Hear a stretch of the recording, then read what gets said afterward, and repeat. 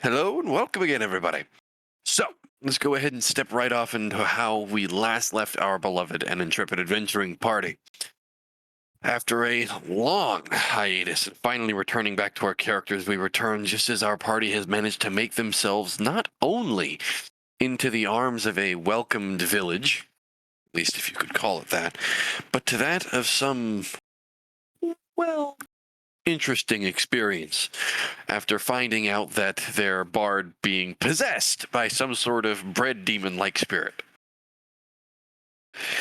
After managing to tie him down and, well, satisfy his needs by making sure he had access to nothing other than air, our party has gotten information pertaining to that some sort of creature relaying itself outside of the bounds of the town, finding itself actually being somewhat of a nuisance to what the old man in the tavern might have said. But as we pick up and get back into character, Hello. we go ahead. Hello. Welcome back, Jose. Oh, Lord. So, anyway, getting back into it.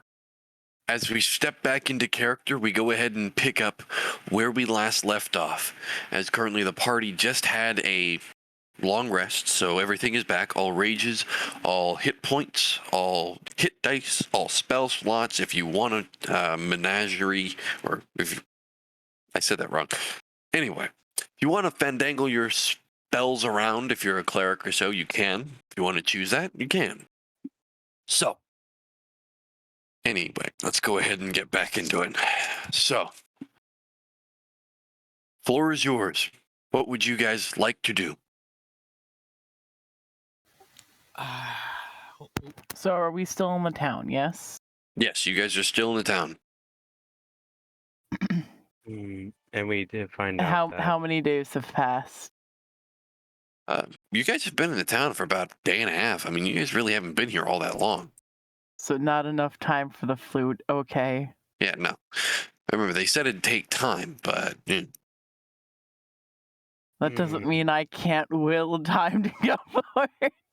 you could certainly try and will time, but sometimes, well, most of the time wins. oh Lord. Because you guys currently are at Dunganon, as per usual, where we last left. You guys did have, or you at least were left behind by that small company of clerics who went through and actually saved you from that creature that came out of the woods. As far as we know. Yeah, as far as you know, yeah. And But- they talked about silver weapons being more effective against the creatures within Amber Forest, You if I just gotta remember. throw a bunch of silver coins at them, it'll work. That's not how it We works. just throw money at them. Zorm, that's If we throw money at them, they'll go away. Sure, let's just chuck silver coins at their face instead of, maybe getting silver-lined weaponry. we Yes. can just get our weapons silver lined. It's not that difficult.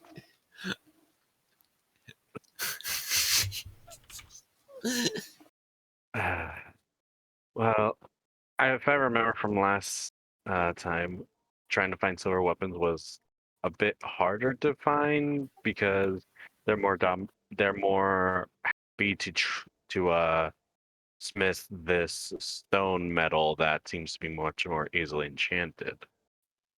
They were more on the enchant. They're more prioritized. And I remember buying, I think, 2 daggers, but yeah, you bought 2 daggers from a large Goliath of a forge master. You bought them, you asked him about it, and he said he was more than happy to tell you about where it came from. He couldn't tell you what happened to it. I guess the only thing we can really do now is see if we can find any person that smiths with silver. If not, we're Awesome. going to have to rely on, well, I guess our own wits when we head to the Emperor Forest to find that lady or person with the medicine. Well, I think magic worked on them, but it wasn't as effective. Yeah, that's why I'm saying we should probably find silver-lined weapons. I'm gonna go try to look for some. May may as well Okay. make this a group effort. If you guys want to come along, we still need to stock ourselves for, well, our journey into the forest. Yeah, Nerum's definitely going to come along because if anything, he will at least let one of his weapons be silver lined if possible. All right.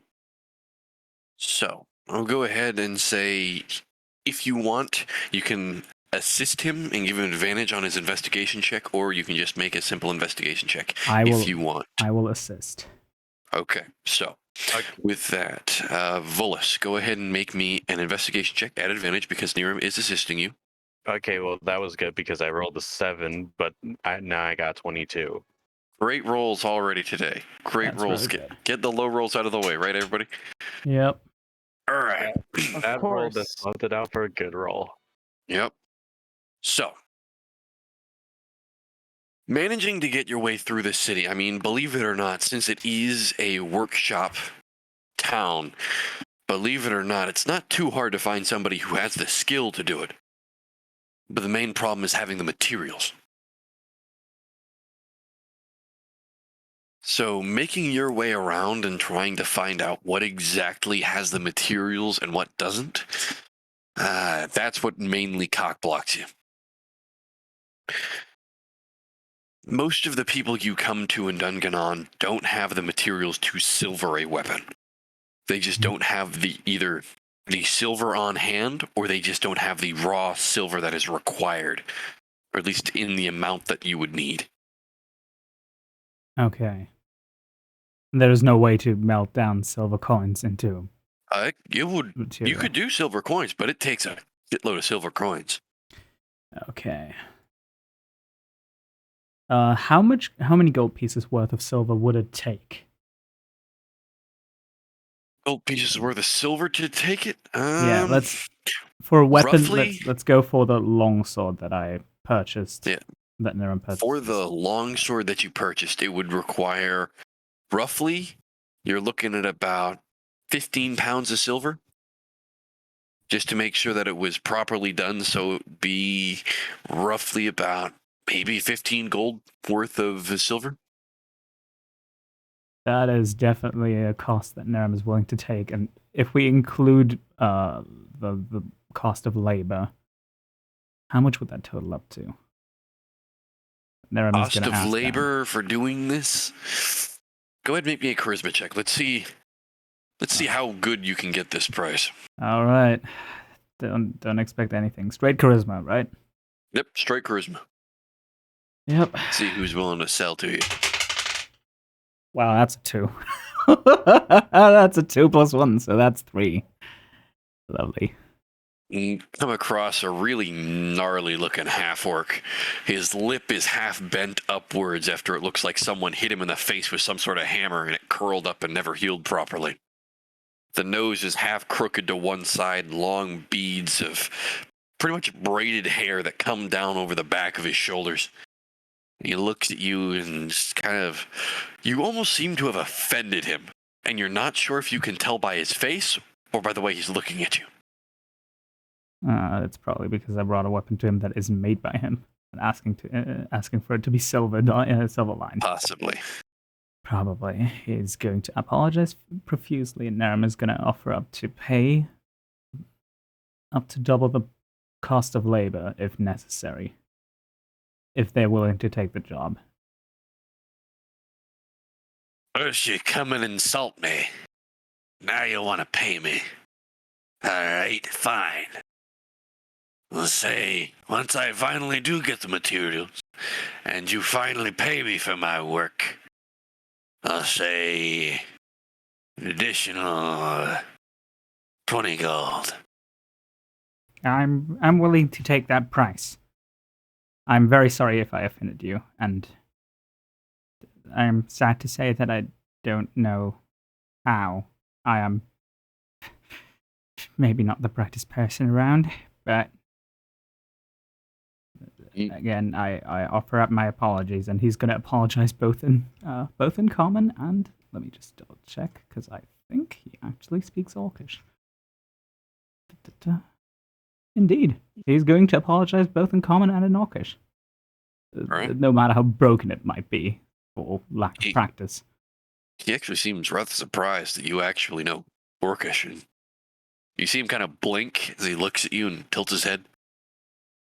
He speaks still in common here, but where did you learn Orcish?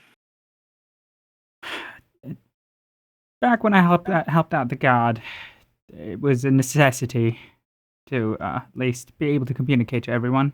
So I tried my hardest and tried to at least get to a conversational level.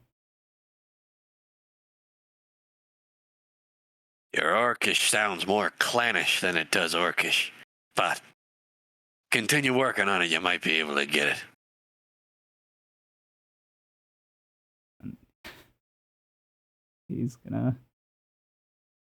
You'll see a tiny smile on his face after receiving that compliment. I will.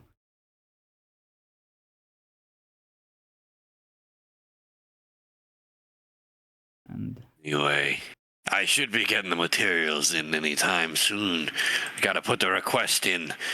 And besides, Falkenberg's normally good about getting the materials we need. So, it should be a few days. then I'll leave this in your care, and I'm very grateful that you decided to still take this job, even after my earlier blunder. If I didn't take a job because somebody offended me, I'd be out of a job.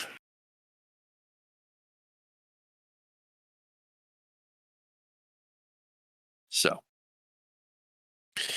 as you leave your longsword with him, he takes it and he actually goes over and folds it over in some sort of cloth and sets it off to the side to make sure it's not touched or tempered with. And, well, it seems you now have an order. Much like Clyde does, you now have a mail order weapon. All right. So I'm gonna remove the longsword from my inventory, and a total of how much gold? That would be, for the total, it'd be 35 gold pieces. All right. That's down to 61. There we go. All right. So, is your weapons currently getting the silver in so that the person, or at least this half-orc, can silver it? You currently have Clyde, who is waiting rather impatiently to get their flute Or done. is there any other way to wait?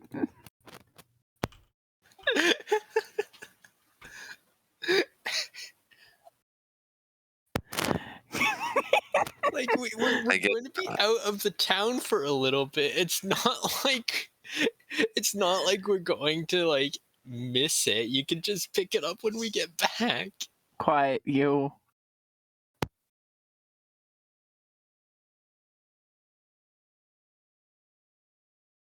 All right. Over the course of the few hours as Niram, you've currently been carrying around a strapped-up half-elf. You currently feel the soft, like, wiggling as you look down and see that Rowan's awake again. Wiggle, wiggle, wiggle. He's trying to speak, but his mouth is covered with the gag that you guys put over him.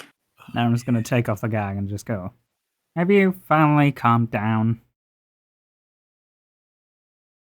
You still owe me pieces of bread.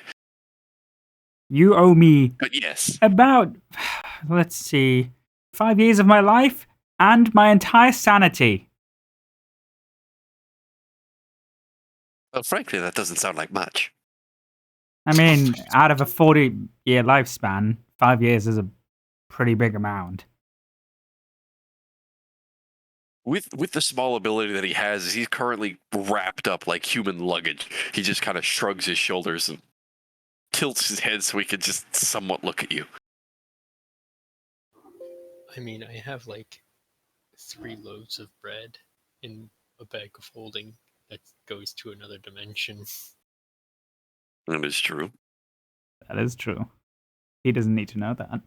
Oh yeah. Yeah, he doesn't need to know that, so we just keep that between us. By the Yeah. time I give it, it's probably gonna be like super moldy.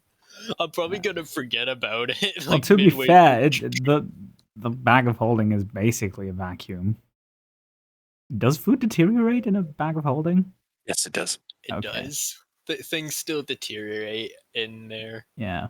Like if Definitely, you like it's not a good food for storage. so for Okay. reference, like if you put a head in the bag of holding and you left it for like 2 weeks, it would decompose into a kind of sloshy meat that was That's- like gelatinously sticking to the skull as you would pull it out. Sounds fun. Yeah. He's just gonna go. You know what? Screw it. Do whatever pleases you. I don't give a fuck anymore. Ask Zoram for it. I'll give you whatever bread was left over after your rampage. Fine, I will. He's I'll just ask him gonna about it. he's just gonna untie him, send him on his way. Just- Why do you? You release him? Before he does, he's just gonna look like grab his shoulder, look him in the eyes, go, Brian, What?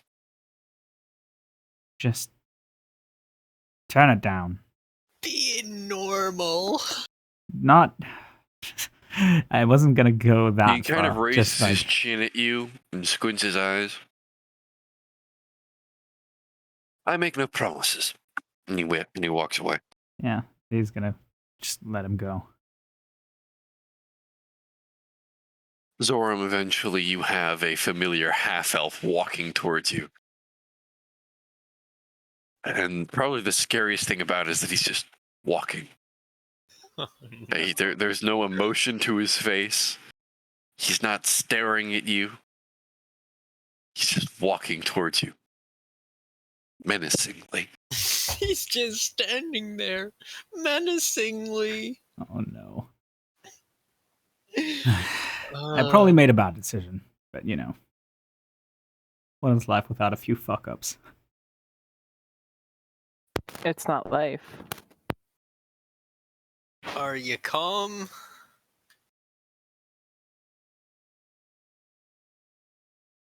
Walks up to you. He just stretches his hand out. I believe you have my bread. Are you calm? Are you a dragonborn? Yes. Then I am going to pull out my bag of holding, and I will take out the 3 loaves of bread and give them to him.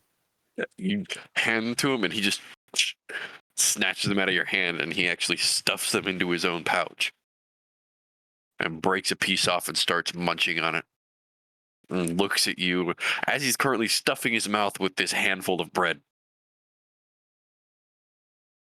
And he just nods. I keep it safe.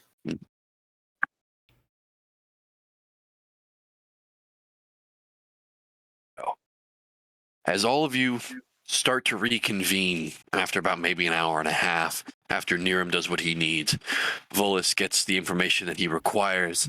Clyde, you also go about and make sure that your flute is still on the order. Yes, your flute is still able to be made. Ken wouldn't be like, sorry, Clyde wouldn't be, you know, like going around, like bothering the blacksmith. No. No, I'm just saying, you were checking in on it because everybody else was doing it. You went in, asked them about it. They said, yes, it's still here. It'll be done in a few days. Mm-hmm. You didn't bother them. You just asked them when it would be done again, essentially. Okay. All right? But Because, oh dear me, if Clyde were ever rude to somebody. So The only people Clyde has ever rude to is his own party members. and even then, is he rude? No, you're just being cheeky, if anything. I think Naram's being rude. You know, literally tying up Rowan at every opportunity he gets. Kinky. All right, look here, Missy. Wasn't gonna go that Look, direction, you but guys have a sure. tavern room for a reason. Now, can you please not? As you guys are currently paying attention to each other, you hear the sound of footsteps running up to you.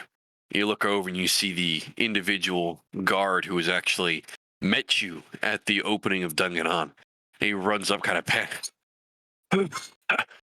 You're mercenaries, right? Uh, well, Yes, for the right price. that thing is at the edge of the village again. Don't ward it off. If you wouldn't mind.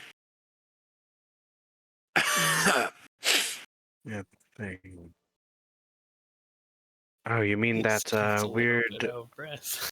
like that creature that was caught in the net? You mean? No, it's. I need a moment. Alright. No, you try running here without doing anything beforehand. Valentine offers him like one of his water skins. He takes it out and just drinks graciously from it. No. The creature, the thing you asked us about, the thing that had any danger to the village. The thing. The thing that came by and always asked questions, and then seemed to evade any kind of weapon we threw at it when we tried to ward it off. That thing. Oh. Kind of looks over to the rest and says, well, we could give it a shot.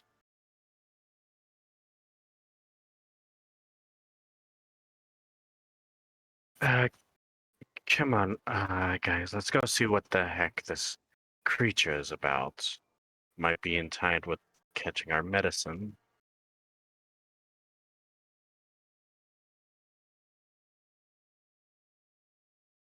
Now, I don't think we should immediately go guns blazing or crossbows blazing. I'm aware. If we try to throw something at it, it'll most likely run off. Let's just try to see what it wants first. And if it tries to attack us, well, I was about to say, aren't they sentient? We should probably just try and talk to them. right. Let's get going before someone tries to throw, I don't know, a rock at it. I suppose Naren will accompany Valis, and if they're willing, the rest of the party. Yep. All right. So, stepping off. You guys follow beside the guard who's actually getting this through and walking by. The guard leads you to the northern portion of the side, or at least the side of the village that's northeasterly, that leads off much closer to the blackened and almost withered trees that seem to be the usual around this area. And as he points you off, you actually see off in the distance what looks to be a solemn figure. From this distance, they don't look to be too large or too important. But from what you can see, they do look human. From what you see in this distance, you see what looks to be a long coat made almost of what looks to be a purple silk. Most of you haven't seen that sort of color in a silk, or at least even a dress, unless you were extremely rich. So this raises a couple of questions. Is it the brother dude? You don't know. Rowan looks over as he's currently snacking on pieces of his bread. Munch. Well, why don't we go and ask him questions? He seemed to say he always avoids them. We can try and find him, I guess. We have to find him, I guess, first. Oh, you can see him. Oh, He's maybe about 120, 140 feet away from you. I was about to say, a purple long Nice. robe is probably pretty visible. Yeah, and there's no vegetation around here other than the small bushes and other such small flora that's around. There is no real cover or foliage around. who wants to approach him? Valis is willing. Clyde will also go over. Nerum's gonna stay about 10 feet behind, approach with them though. I'm Rowan Trying to will. be as non-threatening as possible. I'm gonna become a bard in the trees and just climb a tree and like look. There's Okay, you climb a tree. Go ahead, make me an acrobatics check. Oh God, I forgot I have to roll for that. You're not a monk. You know what? Just quiet. Not yet, at least. You never know. He's a bard, my friend. Yeah, I know, but I don't know. Maybe at some point Clive will reconsider, I guess. 16. Oh wait, acrobatics. X mod. Dirty 20. You have no issue getting yourself up this tree. You scramble up it and take a look around. The figure is alone, but you do Mhm. see they are residing roughly about halfway between the village and the farthest corner of the Amber Forest. Mhm. So let me give you a little reference here.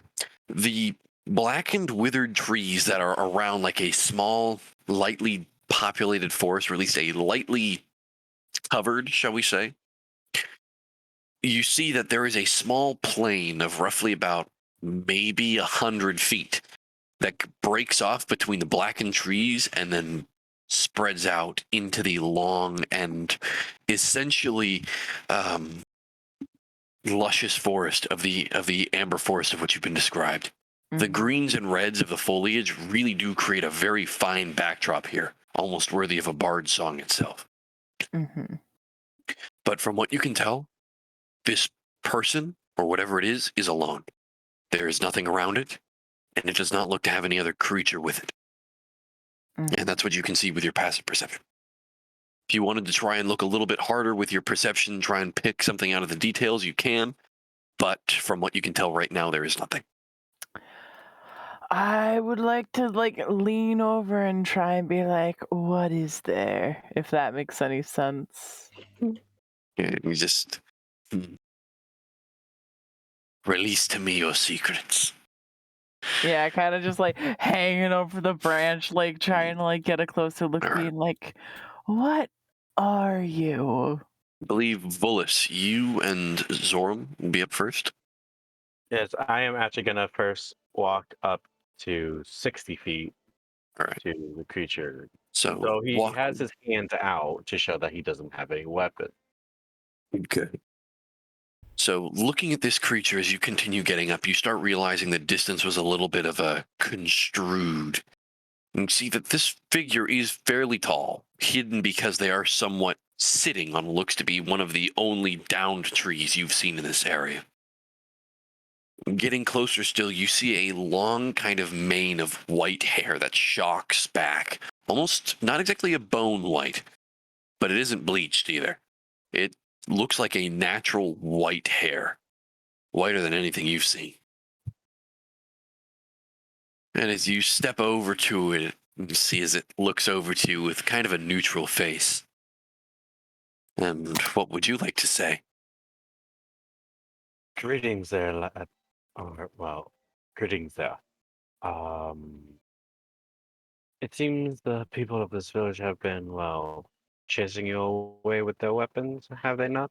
He's trying to say this at first a common, but then he's trying to say Sylvian, because he can see that if they run, like if they were attacked, they're more than likely going to head back to the Amber Forest. So he's going to assume they can also speak somewhat of a Sylvian tongue. So he's going to say it in common and in Sylvian just to see if he can figure out what this person or being is saying. Wait a minute, that's not Elvish. No, it's not Elvish. I know. I just wanted to make a bad joke. My God.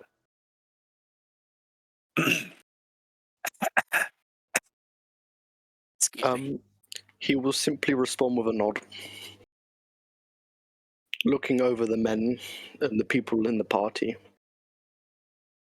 Monk S.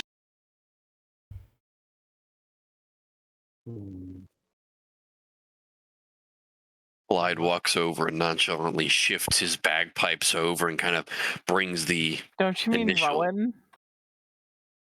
You're Rowan's both you're both the same kind of bagpipe. person. You're both the same kind of person. Oh my Rowan is the God. The same kind of bagpipe. person. You're the same kind of person. It's all right. I wanted to test to see if you were paying attention. You know, Bard's Yeah. Bard's a bard. As Rowan walks up, he does ready his bagpipe, and he actually puts the pipe just over on his chest, and he's ready to throw out some magic just in case, and he walks over.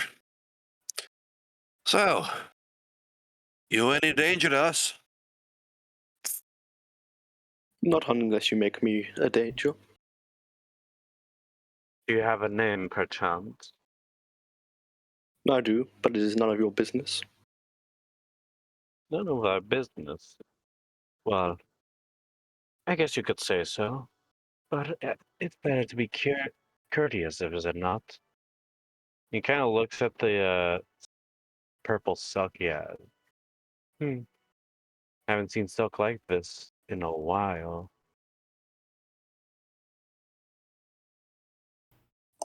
I see that you might hail from somewhere maybe prestigious, or you stole that from off someone. No one can even know. But it's clear to show we don't have any intentions to make you an enemy. Though I can understand your caution over us, granted we come out of the village that chases you away. Then if you know my reputation, why did you approach me? Well, simple. We are not from here. And we seek more benefits from allies than, well, enemies, as you can see. Plus, I doubt that the rumors these villagers have said really makes the person. I think it's better to see what's firsthand, isn't that? If such things are true or they're just fabrications, which is normal among people. Indeed. What is it you seek from me?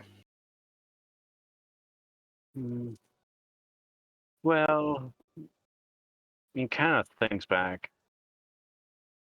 I take it that you at least know your way around the Amber Forest. We simply seek to look for a person within that land who is well versed in the way of medicine, well versed to ail one of our dying friends down within the southern regions. Maybe we could work together for a compromise in such matters. Whom is it you seek? Quest. Quest? No, I was mumbling to myself. I was like, what is your quest? Oh, What is your I was- favorite color? Sorry, that's all I could think of. I'm sorry. I'm not gonna God lie, I dang was it, thinking the the same immersion's been thing. broken. I God. know. I'm sorry. I couldn't help it. I was Oh, thinking God. the same thing though. I just didn't want to say it. Brave. I'm sorry. Oh my God. Here's my question, dude. What's the name of the person that back in the Lady in Port Ivy said that would know how to Oh, make so the you remember her name when you're trying to be in the other campaign, but you can't remember her name when you're actually playing this one. It's Lady Brokenridge. Lady Broker. Yeah, I'm asking like who did she say to come try to find? Her brother to the north. Okay. Oh my god, that made me lose my train of fucking thought. I'm really. Good. It's all I could think of. Just the way he said it. I'm like, what What? is your quest? Ah. So good. Oh, okay. We are looking for the brother of Lady Broken Bridge. She resides quietly down south, but her brother resides here. At least, I so claim in the apple.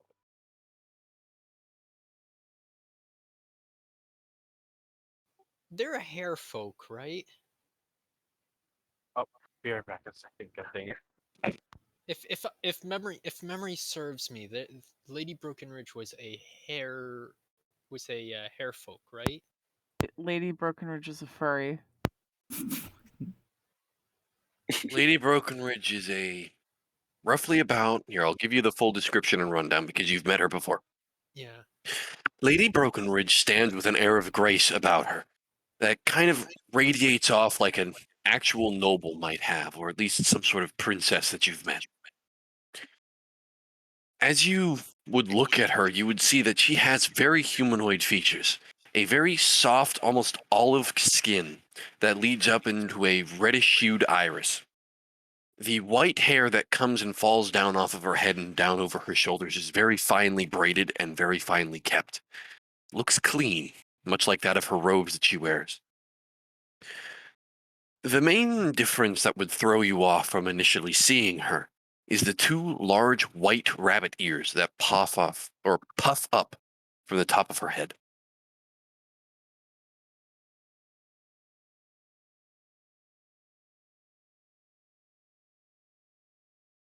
Okay. That's Lady Brokenridge. All right.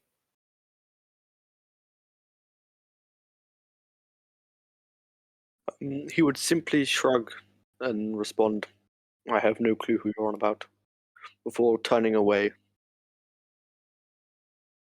We're looking for hair. We're basically looking for someone who has rabbit ears. I do not know anyone with this description.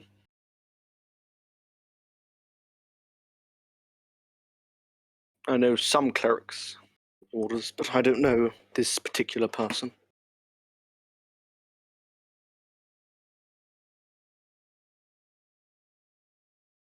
Rowan would speak up again. So, you're saying you don't know much around here except from the forest? Indeed. The forest is my home. So Well- are you a druid then? Kai just kind of like speaks down from the trees. You look up and you currently see what looks to be a humanoid. From your eyes, what you can tell, just due to the nature of how long you've been interconnected with the Feywild, you actually see the Feyish almost bloodline that comes out of Clyde. You don't know their name, but they do look somewhat familiar as a Fey creature. There's something like And to muddling put with it, their blood. I just put it in no mic, but you'll see that he is blonde and has a raspberry fedora. Not a fedora, a raspberry beret. Milady. Yes, fedora.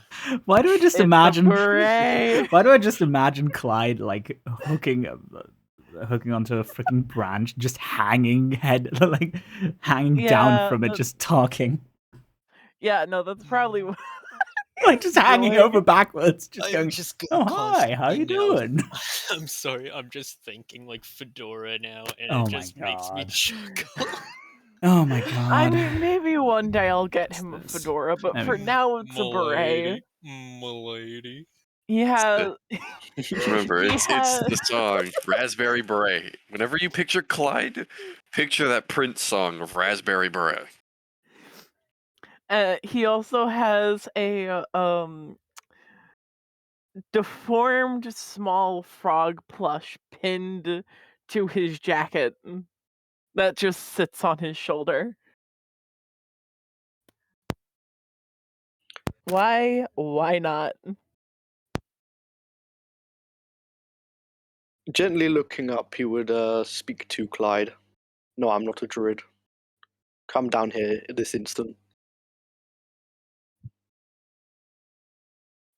Clyde would proceed to get down, not wanting to anger like Stumpy nobility or royalty. Rowan would somewhat step in the way here and like step between you and Clyde.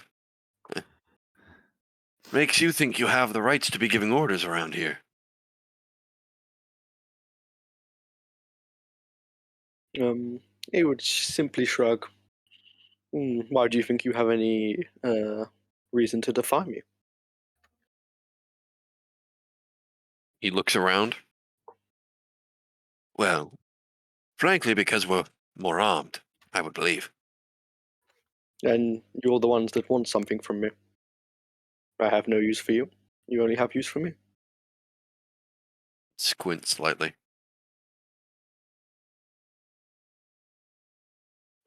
Step out of the way.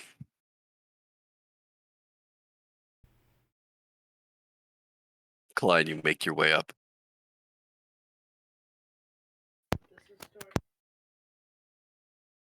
Hold on, my Discord Wait, is because freaking out. Rowan's also a half elf, wouldn't he also see the fake origins? I was just, due to the description that was going on there, I was pointing that out. Ah. But yes, he would still see that in Rowan. Mm-hmm. Just give me a quick moment. I'm just gonna reconnect. My Discord is freaking out. Mm-hmm. Okay. But Clyde would kind of like look at him, being like, "So, what are you doing out here?" Well, I'm looking for information. What information are you looking for?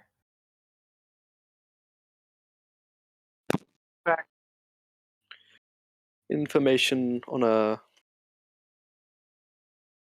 rather important man Indeed. and And how I what can man free would him. that be?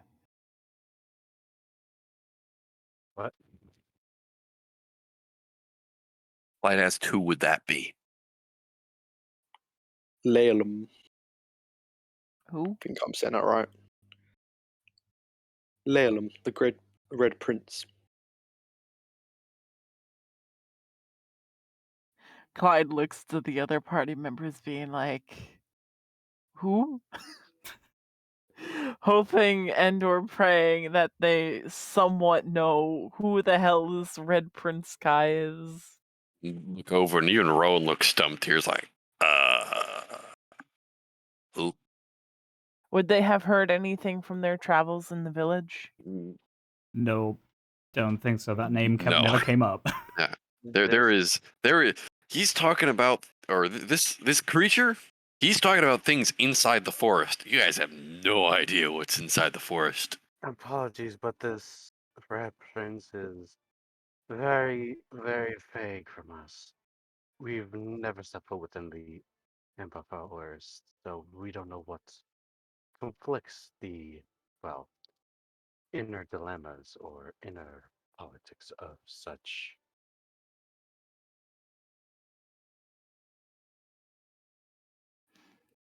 Can you explain to us who this is? As we are not from around here. Clyde would kind of like try to convey he's talking with his hands.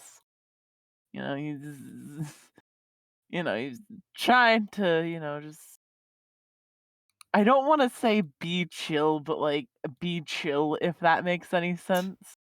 Like he's trying to be nonchalant about this entire ordeal. You're trying With to a keep your shrug and words a, about you. with So, a shrug and a sigh, he would turn back to them. I see no use in it currently. Remind me again, what are you doing? Where, We are looking for Lady Brokenrich's brother. if you mean what we do, well, I think he knows who Lady Brokenridge's brother is. I don't think he knows Lady Brokenridge, but he might know the clerics. well, is that true? Do you know the clerics that reside within the forest? or at least along their edges. I do. Hmm. Welcome back. Well, it kind of just takes a moment to think looking at the fey creature, or whatever it is, really.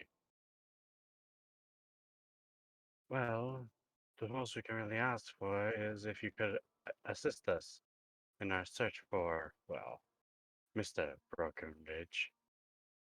And the clerics might be the lead to it.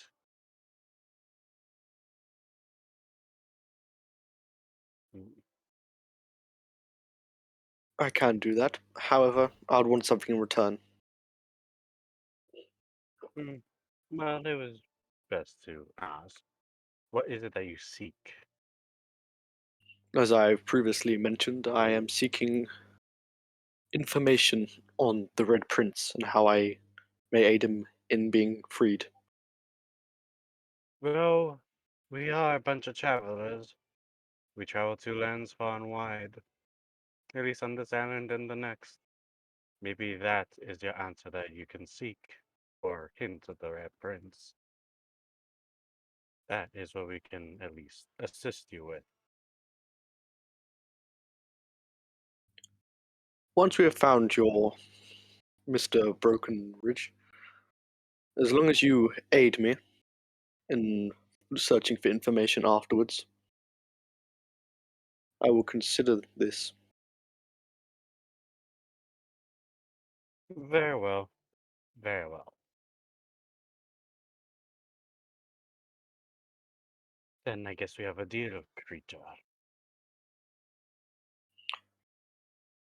Standing up, he would offer a hand to the person he was speaking to And with a light nod. I guess Velas does the same. The name's Velas. A pleasure to make your acquaintance. He would simply affirm that with a nod, not aiming to speak any more than he had to. Then kind of look back to the party. We should hurry to seek these clerics out. No doubt we're pressed for time for our friend's sickness. That much we Clyde can would agree on. nod. Well then, he kind of looks back to, well, the creature. Care to lead us to where the clerics reside then? With a light nod, he would begin moving off. With that, Velas follows.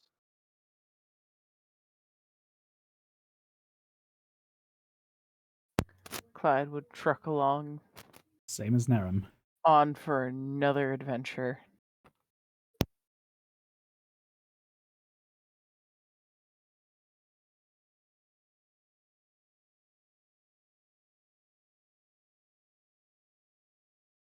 Skirting along the edge of the amber forest and not going inside of it due to the nature and, well, fear of what might actually be lurking just beyond the thick veil of heavy and healthy looking tree trunks. Guys walk for hours, and the tree line never breaks. Consistently surrounded by, on the left, broken and withered trees of blackish, almost crystalline intent. And then looking over and to your right and seeing the luscious forest. The thick trees growing red, green, even actually a mixture of orange and yellow. Almost as if colors of the fall.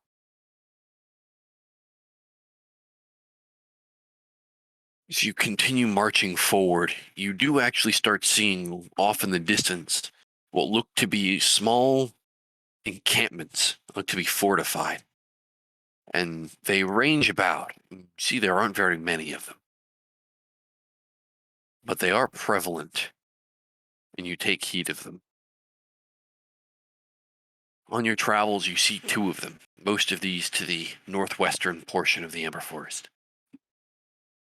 Themselves, the encampments look to be small forts. However, waving banners that you aren't exactly familiar with. You've seen the banner of Falkenberg, and you've seen the banner of other mercenary companies.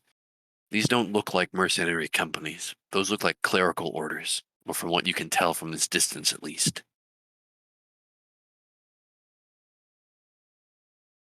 Making your way further north, it takes days of travel to get around the Amber Forest and to the northern portion of it to where Lady Brokenridge had stated her brother might be.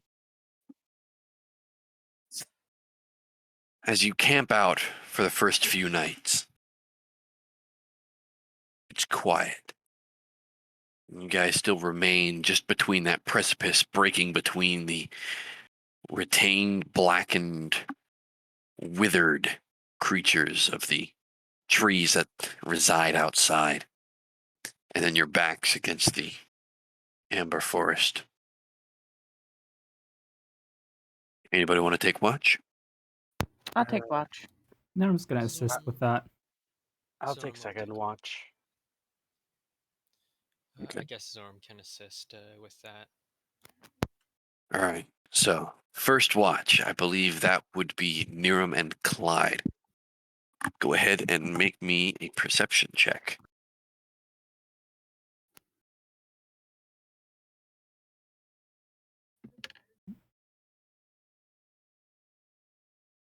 Oh man, the cardboard I used for rolling my metal dice on is like completely messed up. It's Means so, it did its job. it has so much holes in it And that means it did its job. Why are you Yeah. complaining that it did its job? because I'm gonna need a new one soon. 23. Niram? Oh, I thought I was able to assist to give Oh, advantage. you would be able to assist. All right. Yeah. So, Clyde, keeping an eye out with Niram, you guys look over and actually see the creature that is leading you doesn't actually seem to sleep. You look over at it and it just seems to sit there cross-legged. And you see its eyes just stare onward. Clyde kind of like leans in to near him, and he's just like, "Should we poke it with a stick?" How about you just respect their privacy? I poke with stick. You know, maybe they're thinking about something. Clyde just kind of like nods, being like, "Yeah, you're probably right." But also, it's tempting. I get it, but, you know, we should... whatever. I mean, if you want to do it, go for it. Just don't come running to me if anything goes wrong. Clyde shook his head. I'm not going to, but that doesn't mean I still can't think about it. Am I just like a freaking... Do I stop all the fun? Hmm? I feel like whenever anyone wants to do anything that seems kind of risky or fun, I just have a natural predisposition to just say, nah, we maybe shouldn't do it. We should be No. more careful. There's less reward without risk, but there's more survivability with less. Aren't you supposed to be sleeping? Oh. I forgot. My bad. You look over and see Volus is currently like, he rolls over in his sleep and mumbles something, and you guys like, go back to fucking sleep. And he just, okay, and rolls back over. Well, maybe I'm just overthinking things. Should we maybe try to talk with him? Ask him what's going on? They don't seem too predisposed to conversation, so Hmm. I guess let's just do our best to help them out, and I don't know. Maybe it'll work out. And Clyde just kind of like nods, being like, "Mm-hmm." And then he goes back to watch and being like, "All right, what is out there?" Going back to the watch, you guys have spent a few moments just talking to each other. quietly over the firelight. Turn back around, both of you kind of walking around the small perimeter that you guys have. Keeping an eye out with your dark vision. Granted, it does help, but seeing the longer distance from 60 feet is going to be still limiting. Mm-hmm. But you keep an eye out. Start seeing things, small creatures and the like, as you look over, and just as you're rounding just about the southern, almost the southeastern portion of your camp towards the forest, you look into the forest and you see dozens of sets of eyes, ranging from yellows, greens, blues, whites, reds, and they're just staring at you. And this is coming from the Amber Forest, right? This is coming from the Amber Forest. Clyde's gonna stare back. Make me an intimidation check. It's not meant to be intimidating, but alright. You don't know what kind of creatures I got a these are. nat 1. Oh boy. As you stare at these eyes, and they stare at you, it almost seems to be like looming into your soul. Like, just the more you stare at them, the more it seems like crush you down. Until Oh. eventually just kind of like force your eyes away, and you keep feeling them staring at you, and it makes your skin crawl. And Clyde just kind of like looks at her and being like, I don't like them. Straight up, I don't like them. Okay. And Nerm just like kind of shrugs, keeps looking out, and he's like, he doesn't know how to deal with that. Seemed like attempting to say something, and then he just goes, maybe I shouldn't say something.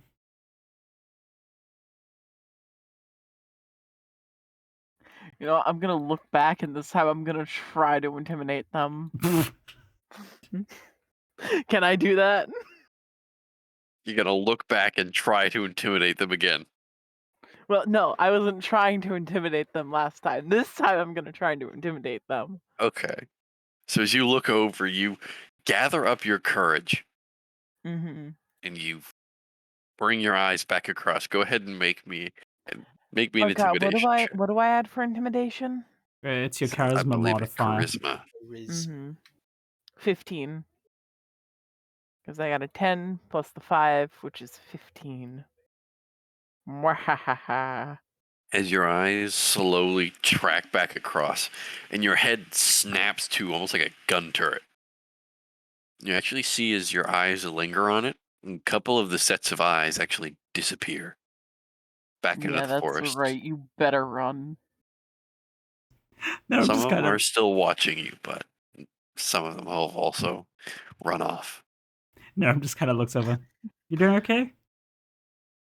Much better. He answers with a smile. And then I'm just like takes out a piece of his ration, and just like breaks it in two, gives the half of it to Clyde. You want some? Sure, he'd take it. Being, wait, what is it exactly? Like the ration? I guess it'd probably be just Rations are actually bits and pieces of dried meat and dried fruit. Mm-hmm. yeah, it'd just be like a piece of dried meat. Because and for a like, second I'm like, handful of fruit. if it's bread, we're gonna be in trouble. No, I don't think we have any bread rations that are like durable. Mm-hmm.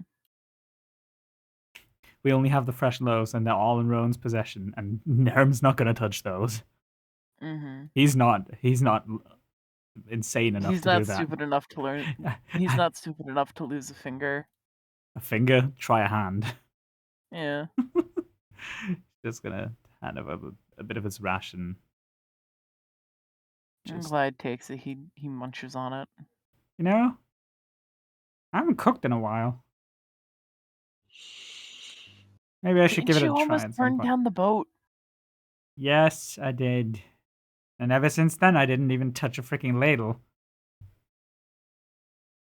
If you do cook again, just I'm be gonna do careful. it in a field of rocks if that's what it takes. But what if you light the rocks on fire? Well, at that point, I'd ask, what the fuck is wrong? Rocks don't ignite easily. Laughs in coal. You'd have a question for God. For God? For the entire pantheon at that point. I'm sorry, just Vola saying laughs in coal. Come Sorry. on. Like, Nero might be stupid, but even he knows what coal is. Like, I don't think he'd be stupid enough to just light a fire Your next to a luck coal to field. try and set up a fire on a bed of coal and not know that it's a coal depository. We need Oh to. my We need God. to. What we need to do is we need to put oil on some stones just to troll. Oh him. my God! That's so mean. That is really mean. I just set. Now you're just trying to be a dick. I just set a rock on fire. He's just, like, after, like, thinking about it for a bit, he's just gonna go, you know, maybe once we get back to Port Ivy, I'm gonna get some ingredients and try something. Clyde would not be like, you know what? I'll join you. It'll be an adventure. An adventure in the kitchen, I guess. Just, like, you see him have a flashback to the freaking boat and just go, maybe We'll I be should fine. maybe I should try to learn recipes that don't require cooking. Just like, you know, cold dishes. Well, all recipes require cooking. Yeah, I more meant like open fire. Maybe less of that. She'll be fine. You say that. I do say that. You remember the axe? Which one? Both. Which one? Both instances of the axe just fucking like flying away. Uh, Oh, yeah, I freaking just remembered. What do you think, like, how Ryok is doing? That little infant. What's her name? Amber? I don't know, but I hope they're doing all right. She's stayed back to help watch it. Yeah. I guess hope they're I doing well. thought If Zoram was a cop, Canon reason for her to stay behind. Indeed. if Zoram was a copper or a red dragonborn, he would have been able to handle any of the burnt cooking from Niram. No. No, you wouldn't. No. Fire. Yes, but there's only so much charcoal you can eat. It's fine. And Clyde's gonna look back into the forest. Are there any eyes still left? There are actually a couple of sets of eyes. I mean, most of them are small, like almost like fox-sized. But I mean, most of them are just watching you. Clyde looks over to Naren, being like, should we check it out? I mean, if they don't approach, we should be fine. Grape, do they seem friendly? Do you want to go and pet it? Do you want to go and pet it? The fact that you said it makes me think that it's just one giant blob with multiple It's eyes Hydra. sticking out of it. Hydra. No, not even a hydra. It's just like a singular head Oh with It has, no. like, eyes. oh my lord. I just had the thought of a No. freaking Hydra fox, and I don't know if I should be scared. Or No. just. I'll Yeah. take notes on that. That actually sounds like a good idea. Shut up. Yeah, I keep Good doing idea. this. Why do I keep doing this? Someone it's a good please idea. actually take my freaking speaking privileges away. No, we can't do that. Well, you Not can, yet, but Grape anyway. can. I could, but I don't want to. You give me so many good ideas. I'm sorry. I just You're think of stuff and then fine. I'm like, but it's See, scary. if you ever think of an idea for like a creature, don't say it. Yeah, I should keep my mouth shut. If you ever have like a creature that is just like suddenly in your mind and you don't know if it's part of D&D already, just don't say it. Yeah, So but you're saying we I'm can't sorry. fight the Bone Hydra? Look, man, that hydra had it coming, alright? The one that we fought. Anyways, moving back to the campaign. The one that Iris skewered like a, I don't even know. Shish kebab. Yeah, shish kebab. With this, eventually, as your time on the watch comes and goes, and go over and nudge awake Volus, and then you go ahead and awaken Zoram. Oh yeah, Valis, are you prone to like sleep talking? Aren't we all? I guess. Somewhat. Rowan kind of rolls over. No, not really. I think that's just a you thing. And you just see him roll back over into his trance and fall back to sleep. I never know with him. He might be awake any second. It's scary. Anyways. You hear a soft from a harmonica. Oh, no. No, he does not have Clyde's harmonica. You He think? Aberrated one. Clyde, you go over your belt. Your harmonica's missing. I'm gonna go over and I'm gonna tackle Rowan. Just You in go his over and sleep. Oh my Suddenly- god. I'm taking my harmonica back. as you collide into Rowan, you make a shitload of noise. And suddenly you hear the collage of music and dangling bits of metal as you hear Rowan's bagpipe go off with a loud blaring. Oh my god. You We just attracted everything towards us. You just woke up And everything that was you hear around this. us.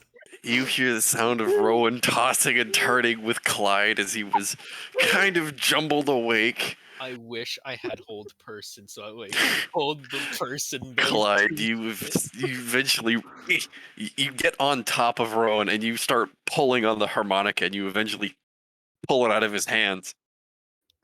This is and mine. Get off of him. We already had a battle of the bards. We don't need another one. Get a room, you two. You can just see him rubbing his eye a bit. Clyde's just gonna take the harmonica and start obsessively cleaning it. You Like taking out like a rag and just being like, must make shiny. I was awake when you guys woke me up. You didn't need to use a sound bomb to wake me up. No, it's just like I'm sorry. I'm just look gonna go. like a dragon, but I don't. Okay, suspect I'm a okay. dragon. I think we all get it. Let's just get the heck back to sleep. It's my turn for watch. Gosh, I am assisting damn it. you. Well, that So- certainly woke up Volus. Mm-hmm. And that That's woke a up show? that woke up everybody. That woke up Yes. everything.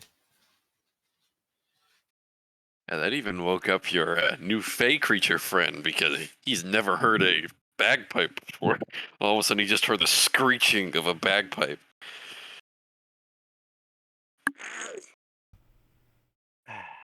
Anyways, Goodness. I'll handle the next one. Everyone back to sleep and preferably not playing any nighttime lullabies. And he kind of looks at the two bards. Because Clyde is furiously scrubbing his harmonica. Could you have seriously? Yeah, gotta make it shiny, my guy. Gotta polish the wood on it. Though? Well, here's the thing: it's a wooden harmonica. You know, like you gotta get the Rowan out of it. Gotta get the Rowan out of it. Oh my god. You know, You say this after you had tied it to his face earlier as a muffle. And that was a sacrifice I was willing to make. But now we must clean it. We must cleanse it. I'm gonna give it. Can I just put Clyde to sleep, please? I'm gonna give it to one of the clerics and just being like, "Can you cleanse this?" Just like Oh my gosh. the harmonica is Things they have clean. committed. Time for sins. No. That out of context is just Oh no. No.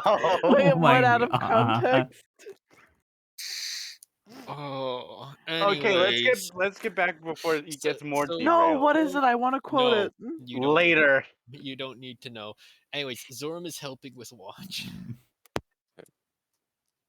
Zoram, Volus, go ahead and make me either 2 independent checks, or you can make 1 at advantage. Okay. Can we Which- get here's my question, and this is a joke. Can we have advantage for that for now that we're fully awake, thanks to our bardic's inspirations? Sadly Oh not, I'm my sorry. God.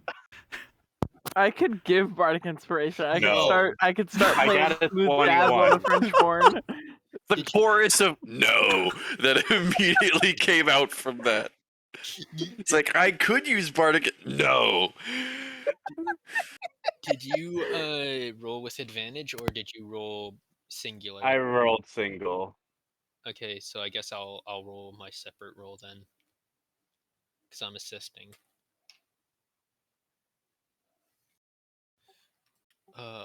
What is my perception? Oh, that's +5, so 24.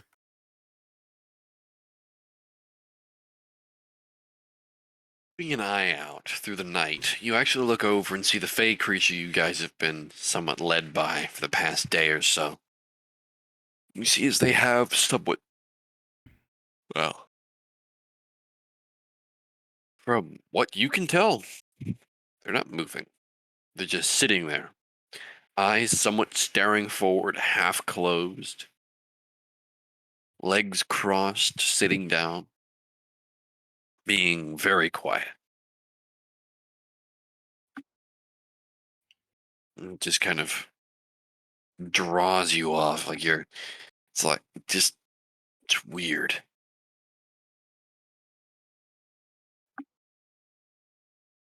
As you keep an eye out through the night, you do notice a couple of creatures that kind of, well, seem to have found their way around your camp. Most of them are small, roughly about large cat sized. But from all that you can tell, nothing big enough to give you guys a problem. Hey, Zora. Might I have a minute to myself? I'm gonna see if there's any unique herbs around the area. Yeah, no problem. Able- I can keep watch of the camp while you're out. Thank you, my friend. I'll be back. Don't worry. I'm just gonna scout out the Don't area. wander too far. With that, Rose actually does cast fly on himself just so he could be all the more, well, quiet. All right, so you cast fly on yourself and gently take to the air the sound of wisping robes and the air blowing past you as you sail through the air. He does take a moment to look at the book. Well, one of them. Though, he didn't feel like today was a good night. Said, pulling out one of his older robes, one of them that had his family crest, no less. He just wanted to, well, wear that as he's traveling the forest. Uh, it's a lot more, well made. It was a orange cloak, but he felt a lot more comfortable with it as he searched for herbs in the local area with his flying. Go ahead and make me a medicine check here. This will be difficult because outside of the amber forest, quite literally all the vegetation is this blackened, almost bone-like crystallized mess of Okay. vegetation. I got a 17. Okay. Yeah, there's no luck here. Even the small grass roots and even bits and pieces of the other small, and I mean we're talking like saplings and twigs, are the same as the trees around. Black and crystallize, twisted and withered. But you look back,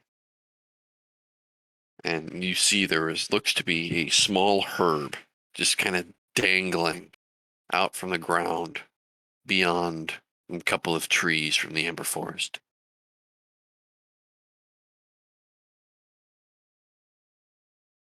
He does look around. He does have what is it? He has dark vision, so he can at least see it if it's that far.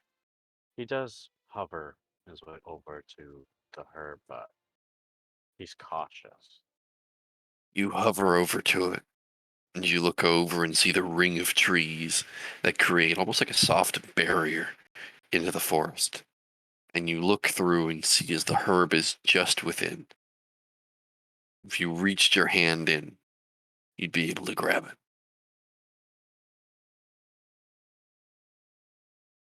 it. There's that clear look of hesitation on him. And then he looks back to well, his sigil, the sigil that's on the cloak. Well, at least the inner linings of it.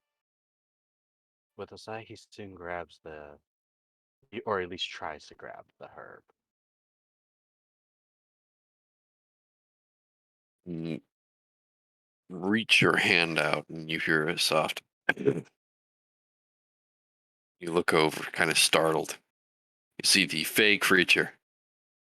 Not awake, but made a soft sound. It's not looking at you, but almost like a warning sound. It's trying to warn you or something. As your hand is just about to cross the barrier. He pulls his hand back, but better wait to wait. Better to wait when we're actually inside than take any risk. And he does back up. He does fly up a moment to see if the moon is past midnight or not. It's way past midnight. Way past. All right. Well, the most he'll do is well. Your enjoy. watch takes over just about 12:30. All right. I guess he just rather enjoys the spell's duration, though at least a minute before he does put the cloak away. Putting the cloak back and stuffing it back into your sack, you sail back down just as the end of your spell comes to fruition. You step onto the ground with somewhat of a kind of staggered gait as things somewhat like construe as you have to match yourself with the speed you were flying and then translate that to the now unmoving ground that is solid beneath your feet. You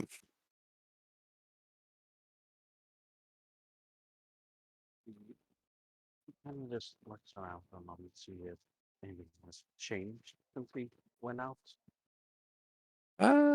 what was your perception check? My perception. Yep. I believe it was a 122. Looking about, there does not seem to be much that's changed. I mean, you see some of the others have kind of rolled over in their sleep or tossed and turned. But other than that, nothing's really changed. You look over and see Zorm currently with a set of glasses on and walking about the camp with a small book in his hands. Hey, Zorm, what's that? Just some just some studying. It's nothing. Oh, come on. You don't have to hide anything. We're, Says the man who looks at the books at the dead of midnight. Yes, this is called. We don't have to hide anything. Proceeds to No one- hide. People have saw Volus take the books. No one just asked, "Hey, what do you do with them?" He just goes away so he doesn't accidentally nuke the dang camp. That's what we call hiding too. Besides, we don't get much to speak about these days. It's mostly just a review over infusions. I infuse items with magic, so I just tend to just look over the just the magic I have to put into them, just that way I can stay on my uh, stay about on my wits with it.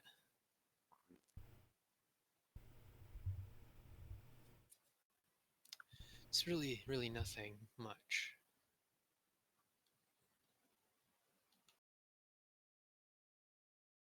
He kind of like thinks in the back of his head a moment.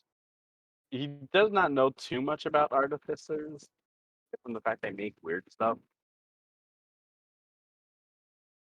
And I do hope you do make some really interesting infusions. It's similar to something like enchanting, except a little bit different. Guess what I can really say about that is really just get creative if you ever get stumped on something. Perhaps. Magic is, well, allows one to tap into such creativity, no matter how you use it.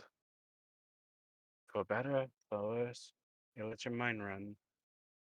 Though if you have your own set of goals to what you want to make it and you don't know how to make it, I guess you just try what you think makes sense.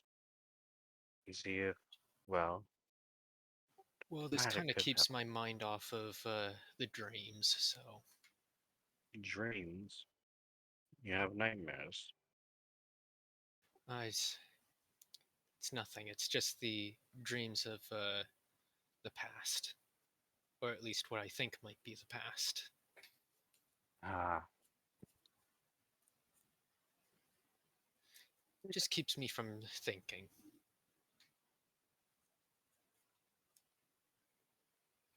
that makes sense. I still remember the days of the isles I used to hail from, the expectations and well, what I hope to achieve. Then he has a smile and just takes a moment to go into his bag for a bit of a game to pass the time. I know you're in your notes, but well, a game or two never hurts anybody. I've not really played any games, but I can certainly try. But then consider this me teaching you. And he kind of pulls out a dragon chess set. How fitting. He's always had them. Come on, I'll teach you how to play. As you guys play your chess game, about halfway through it, as you're currently learning the game, or at least learning how Volus plays it, pay attention to the sounds that are going on around you. You hear footsteps. It sounds like a group of footsteps that are currently walking by. His arm's gonna look over sound. Mhm. And Vella's just gonna look towards the source of the sounds, or at least their cardinal direction. Coming from your northwestish.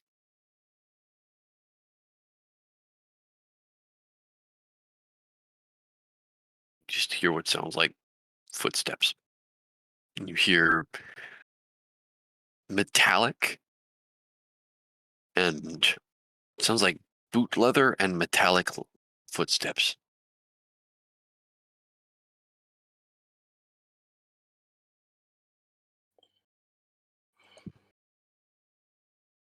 Could be an adventure. Could be a one of those groups that were hunting the Fae earlier.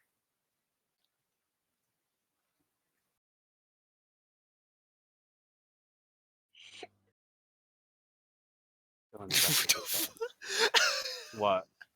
I'm sorry. It's just like I hear just in the background after saying it could be one of those groups that were hunting the Fae earlier. I just hear shit from the person who has literally in brackets Fae creature question mark.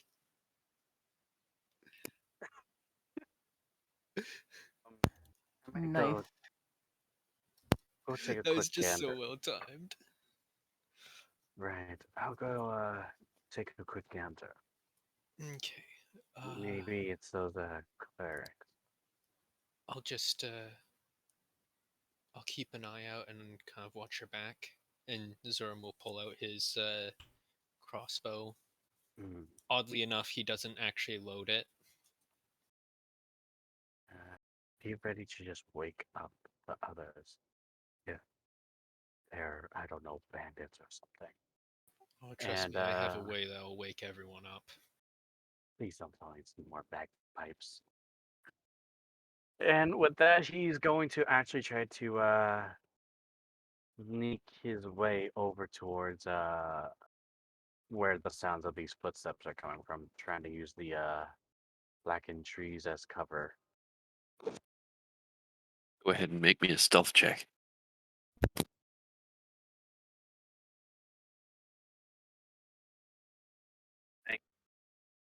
How low is our fire, by the way? It's starting to become embers at this point. Okay, so it's not producing too much light. Yeah, not too much light. Still producing light, but not too much. But you're lucky it's not a new moon. So thankfully, any small amount of light won't be too easily detected. Mm-hmm.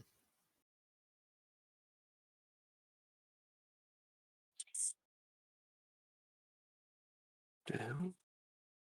Hmm? Nothing. Sorry, somebody sent me something. I was like, what the hell? Anyway. But as you're making your way forward, start stalking your way through the trees. Would you get on your stealth again? 19. As you get your way through, you manage to avoid most of the, shall we say, decorations that might intrude upon your presence. That being twigs, other such small bundles of those blackened, crystallized leaves. You manage to stay silent. As you make your way towards the footsteps, you come by and you almost nearly run into them. But you're just out of the way and stay hidden enough to where they don't notice you. And you see what looks to be a group of creatures. You're not sure what they are. They look human enough to pass for it. But the way they walk, the way they move, it's not human. It's not normal.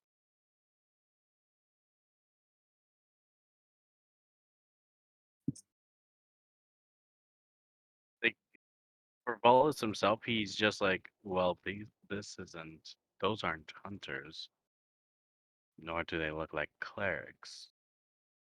But were they wearing armor? That you could tell. They just seem to be wearing simple light robes. Like, if you could even call them that.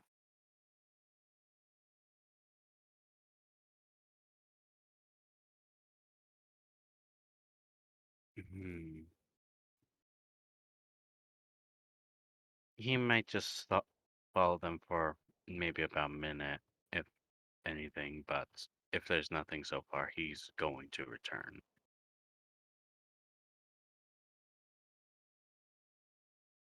Letting the creatures pass by as you return back. Just kind of leaves this eerie feeling. But you leave it alone and you return back to the camp. So, They weren't hunters. It looked like some odd creatures in robes, if you ask me. They looked humanoid, but they walked weirdly.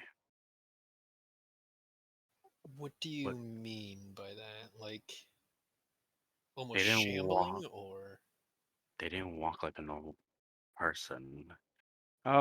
Did they look like they were shambling, or were they like It didn't. They just the way they were moving. hmm, It was just weird. hard to describe it? Though I at least saw the cardinal direction that they headed, and well, if we're to investigate more, at least we'll have a trail. be one of those fey creatures? I think we'll have to put our game on hold for the rest of the night. But let's try to keep quiet. I know there were a few of them. It was a small group. We already had an issue dealing with the one. Okay.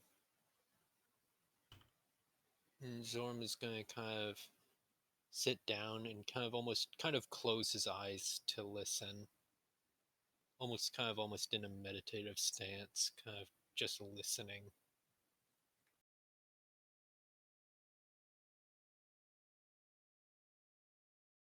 Listening to it. There's no sound past that. Once it leaves, the night is quiet and silent. Almost as if the wind itself found it to be disturbing to the area around you. It's quiet.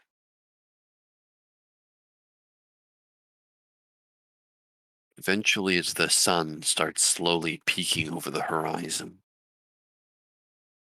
starts slowly getting louder and louder as morning chirps from bugs and other small animals awaken.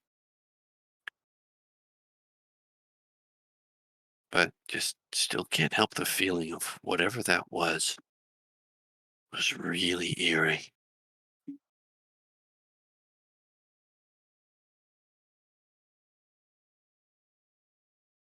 Zorm's just gonna keep it in the back of his mind for now, since he doesn't really have any idea of what it looked like and things like that, so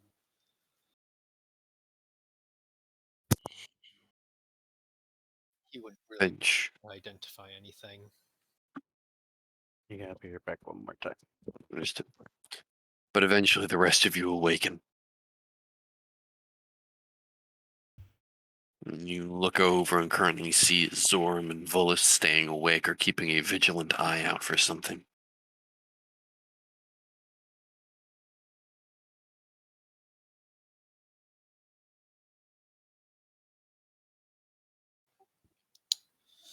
So you Clyde guys are kind of all like waking up. Clyde looks over and wonders like what happened while him and Yerm were sleeping.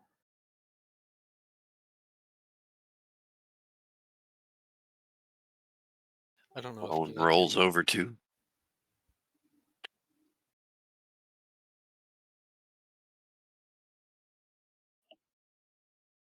Nerm just kind of wakes up, looks at the party. Something happened? I don't just know. some weird movement last night. I don't really know. Volus saw more than what I did. I was kind of keeping watch of the camp while he investigated. Hmm.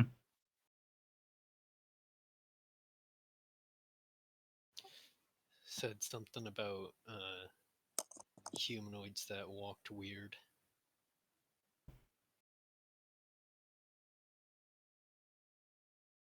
Okay.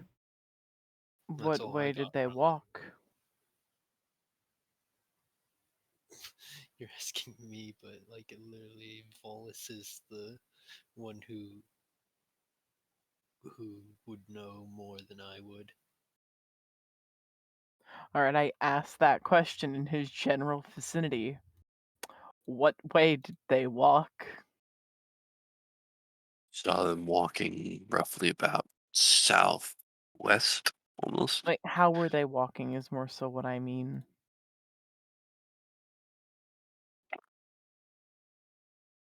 Alyssa, will you describe it to them or keep it to yourself? Volus had to be right back. Oh, that's right. All right, I'll do it. Volus would go ahead and state, well, the way they walked was just very weird. Like, trying to act human, but not. Just the way they put their feet, the way they moved their hands, the way they looked, the way they turned their head, the way they took in a breath wasn't normal. It was just they're forcing themselves to look normal. A part of me wants to suggest that maybe they were corrupted by the metal alloys that have been being found. However, Clyde isn't that smart to figure that out, so I can't do that. Well, you pieced it together, so Clyde could piece it together. Just because you can think of something doesn't mean your character can't. Unless you have 3 intelligence or 4 intelligence, your character has some idea of what they're doing. He has an intelligence of 10. Yeah, that means That's you have the average. intelligence of an average person. So that means an average person, whether they be a conspiracy theorist nut or not. Alright, Clyde suggests my theory then. Maybe they're mutants. I don't know if that is something, but maybe. I don't really know how that metal would work, since it's kind of just metal, as far as I'm aware. We can ask them when we get back to the camp, maybe? Or not the camp, but the town? As far as I'm aware, Volus tried asking them about how the metal worked, and none of the people who work with it know how it actually worked. Maybe we take a detour then. We'll have to do that when we can. Remember, we're on a time limit here. You just hear Clyde kind of like sigh a bit. I get what you want to do. It's just we also have a little bit of a pressing issue. Clyde nods, being like, I know.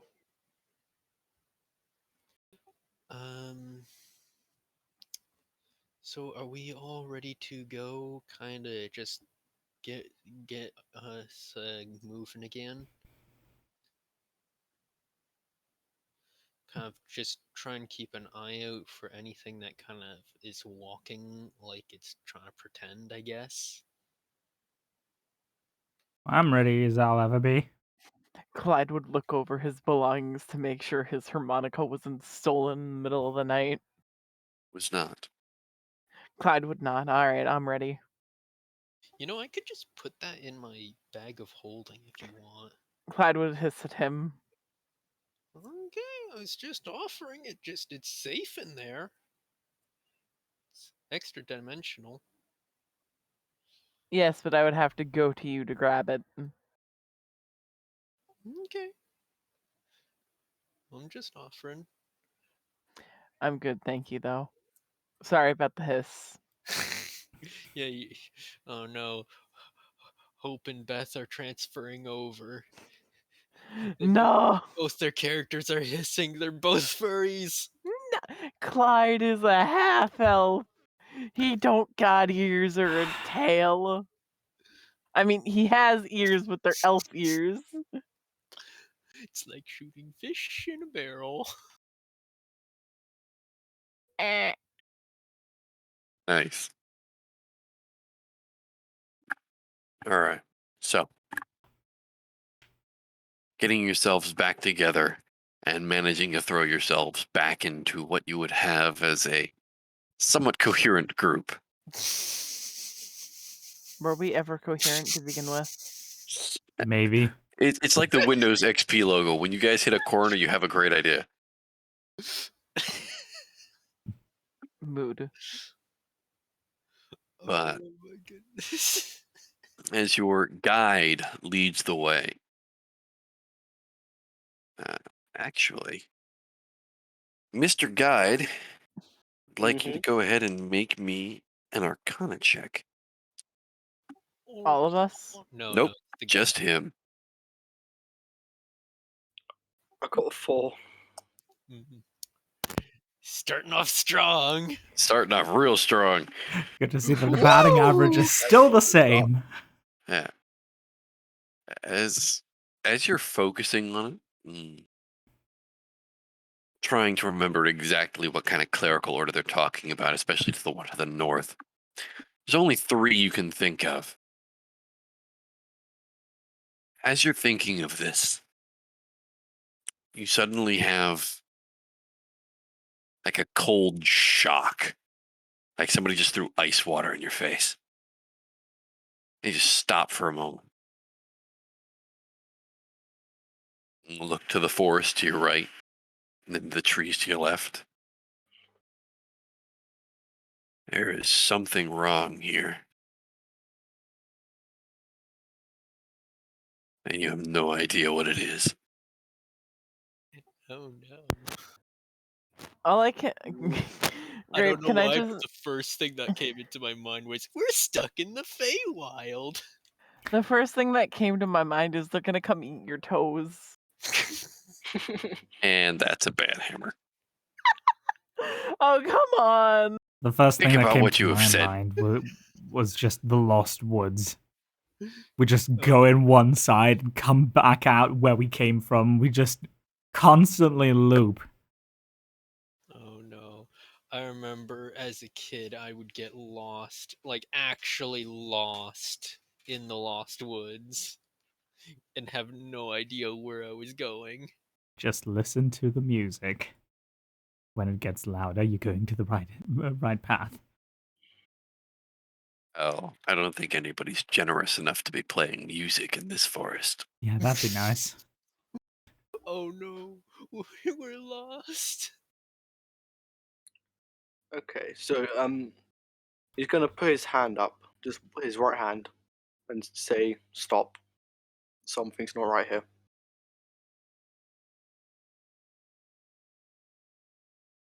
The rest of you stop, and Rowan just kind of puts his eyes out, and he's looking about as he throws his bagpipe to his side once again. I hope not literally. Suppose Nerum's gonna unsheath his greatsword. Keep it at the ready. What is it? And what do you see? I don't see anything, but I know something's wrong here. He's gonna look around, see if he can see anything out of the ordinary. Go ahead and make me a perception check.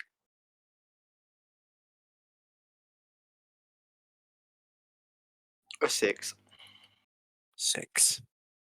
This is not a good start. Getting all the low rolls out of the way. Only going to be rolling 20s during combat. Don't worry about it.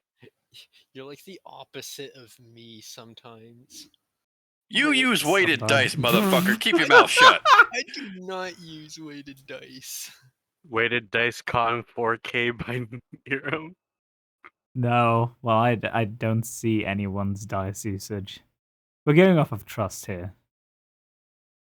Believe it or not, I'd like to trust you guys. I just give Hoobie shit for it because I can. Of course. He makes me cry Aw. and curl But- into a ball. As you're looking out for it, something isn't right here. And you feel it. Like, something is fucking with you. And you don't know what it is or what it's doing. Oh, And you look over and you see the The amber forest is to your right. You could make a quick dash into it, but there, you could come back out. You are not sure about the rest of them.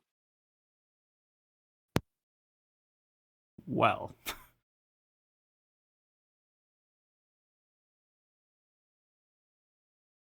Hmm.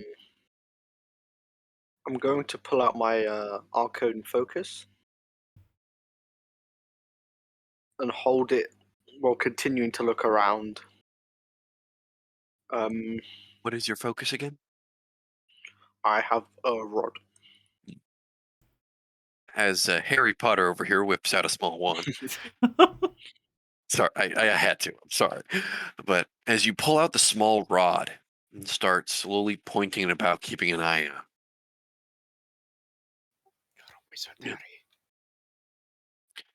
you look over and start seeing as eyes start popping out from behind the blackened, withered trees. And you see as the faces behind them look bland and almost human-like, but twisted and corrupted with bits and pieces of bark woven into them. You see as the eyes look hollow and pale, as tendrils of green and black worm their way into the iris. See as the body that slowly comes about looks to be covered in the same kind of bark, the same kind of moss that seems to, almost like a shrouded cloak, cover bits and pieces of their body. And almost like a parasite, you see as it stretches out, and almost wherever it touches on the body looks withered and distraught. Go ahead and make me an intelligence check. Let's see if you know what these creatures are. And I'll say an advantage because of how long you've been in the forest. Got an 18. 18. Very nice. Nice. These kind of make you have an oh shit moment. These are corrupted fae. These are the fae that have fallen themselves under the spell of Kavan. And there is nothing they want to do more than free him. And they will do anything to do it, meaning finding things and stealing what they have, whether it be their life or their magic. And you look about and you see there's about 5 of them. I'm going to alert the rest of the group. I'm going to turn to them and then point in the direction of the corrupted fae and say, "Look over there, corrupted fae." Watch as he points this out, and you all immediately flick your eyes over, and you see all of these construed horrors that you see. Nerv's just Pride's gonna ask what the deal is with corrupted fae, not knowing anything about what horrors they relay.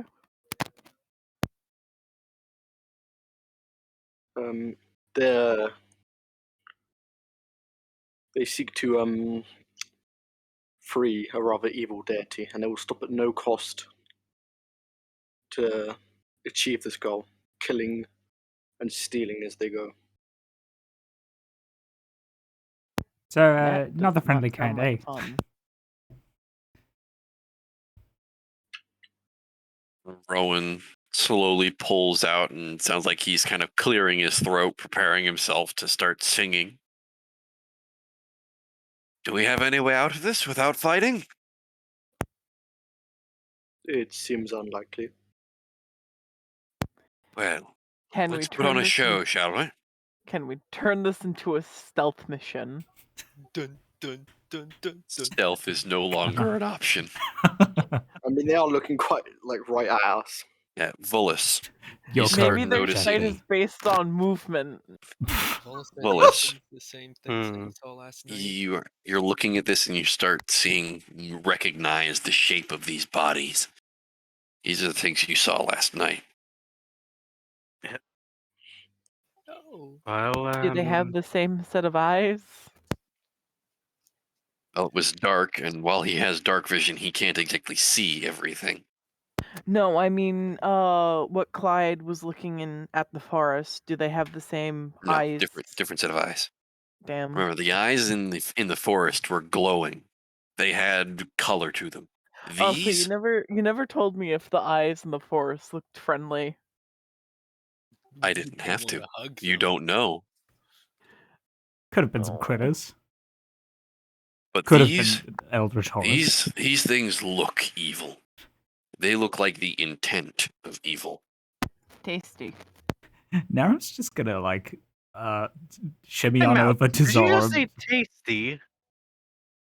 I don't need to answer that. Oh my god. Fullest, you look over in a shock of confusion as Clyde just stands there. Mouth watering. Just like, Has two As these 5 creatures start stepping out from behind whatever cover they had, you start seeing as the bits and pieces of camouflage that they used that seemed to have covered their own bodies in magic, or whatever use they had for it, step out to greet you. You see as some of them have mouths lolled open somewhat, and you see corrupted fanged-like teeth. The same of the bone that's happened to the flesh. Bits of bark. And you see is of these rotting tendrils of ichor that seem to continuously grow throughout them. You hear one of them hissing in some sort of backwards tongue. Those of you who know Sylvan would know what this guy is speaking. Oh, he is speaking a corrupted version of it. Give us that of which you prize. We leave you alone if you don't.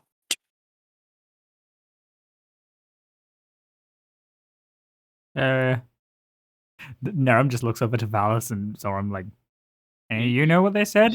He just tries to translate to the best of his abilities. I don't speak tree. You're not the Lorax?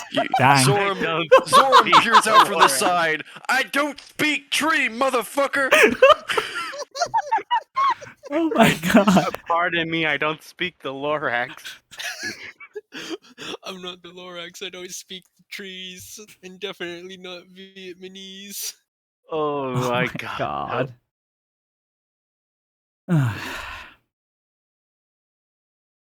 So, As your response does not seem to be well gathered, you watch as the creatures start slowly picking up their hands and bits and pieces of flashing arcane magic start sparking between them.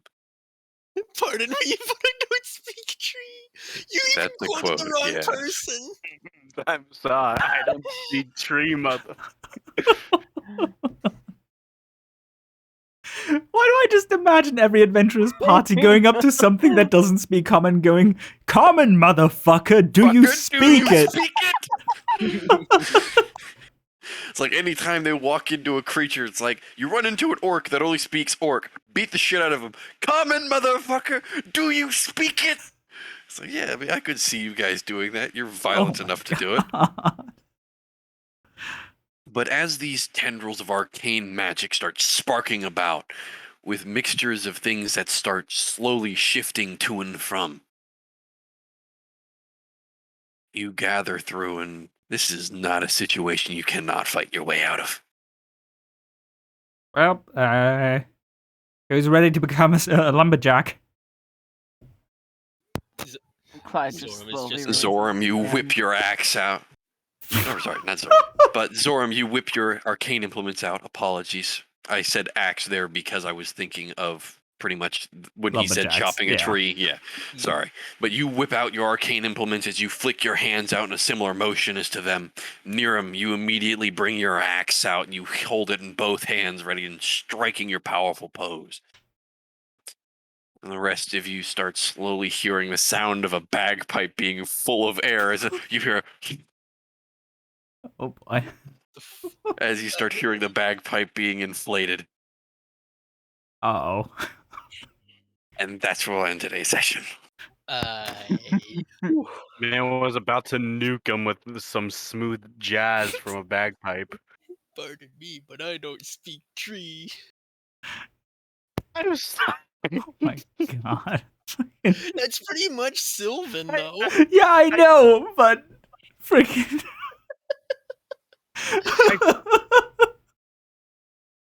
We have one person in this party who speaks tree. Yeah. Well, now you have two. You have two people who speak Oh tree. wow. Hey, I Who speak else tree. speaks Sylvan? I don't speak I tree. speak tree. I speak fish. Get it right, god damn it. Damn it. Speak tree. I speak fish. Oh lord. All right.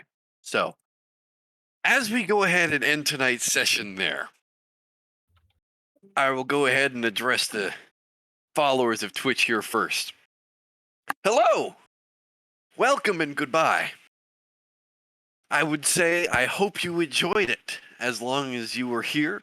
If you just popped in, I want to say I really do hope whatever bits and pieces you caught were fun, that you managed to enjoy it. But other than that, if anything else, if you want to come back and see some more, perhaps even catch us, we will be back at it again next Saturday, roughly about our same starting time, about 2 o'clock p.m. East, 8 o'clock p.m. European. And if anything else, if anything changes about the time, you can go ahead and check through with your beloved Discord, Behemoth, if you want to send that link up there. Yeah. And you can go ahead and check that and join that out. However, if anything else, and you want to see the antics that have happened to the previous amounts of this party and their previous debaucheries of life, you can check out the playlist that Behemoth just lovingly put up there. Thank you. Yeah, But don't worry once about again, I will also say we always appreciate you guys coming out. We always love having somebody come and watch our little antics. We don't care if you're one person. We don't care if you're 20. As long as you're having fun with us and you're enjoying yourselves, we're more than happy to have you. it. Yep. But anyway, if you do want to try and catch us, once again, I'll say we'll be here next Saturday at our same time. If you have any questions regarding timing or if anything changes, once again, the Discord is there. Please check it. Or if you wanted to, it's going to be a little bit of a late notice. You could drop a follow, maybe. I mean, I Behemoth isn't one to beg, but I mean, I'll get on my knees for you. Oh jeez. No. Okay, I'm gonna take over here. But I'll go ahead and pass it off to Behemoth and let him finish off for the Alright. rest of this. Thank you. Yes. Thank you very Oh, much. that's and, another oh. quote and a half. I'm just gonna go. Okay. So, thanks very much, Grape, for the moderation. Thanks everyone for showing up who did hang around. I hope you enjoyed this session. And yeah, as Grape just said, hopefully next Saturday we'll have another session. Up until then, hey, maybe I'll fucking stream something else again. I don't know. Recently life has been fraught with random little obstacles. One of them being my crippling addiction to the critically acclaimed MMORPG Final Fantasy XIV. Ah, funny meme. No, but like seriously. It's taken over my life and I need help. Anyways, thanks very much for joining, and I hope you have a lovely evening. Take care, everyone. Oh, Jesus. Slight misclick there.